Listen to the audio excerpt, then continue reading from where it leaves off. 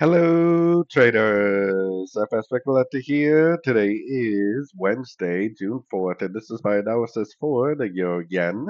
If you haven't done so already, definitely do check out my free Discord group, which is linked down here in the corner at the end of the video. And make sure to take a look at my website, fxpipcollector.com. Watch the video on my home screen to learn more.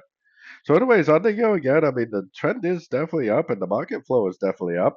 It definitely could be a wave B, so keep an eye on this 78%. I mean, if it turns back down at that 78%, it's probably going to go all the way down and make a wave C. I would have to see a reaction at this 78% to believe it, though, because there's also a chance it just keeps on going up. The market will let us know if it decides to turn down for a wave C, and it definitely has not done so yet. So, I am definitely still looking for longs on shorter time frames. Taking it down to the 1 hour time frame. I mean, I definitely would be looking for longs, and I definitely wouldn't be trying to go long now. I have my Fibonacci retracement on here, but it actually kind of seems like it's pushing beyond those levels.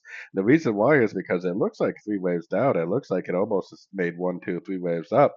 So if it does turn at, any of these three levels and then go down and break structure, then it definitely could be going back down like I showed on the daily time frame like that.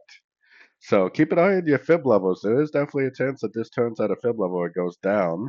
I personally would want to see it go down and break structure before I enter, probably enter on the pullback that would come next, because there's a chance it might just push down a little bit, then make a higher low, and then just keep on going up, which is why I'm definitely looking for longs until the market tells me otherwise.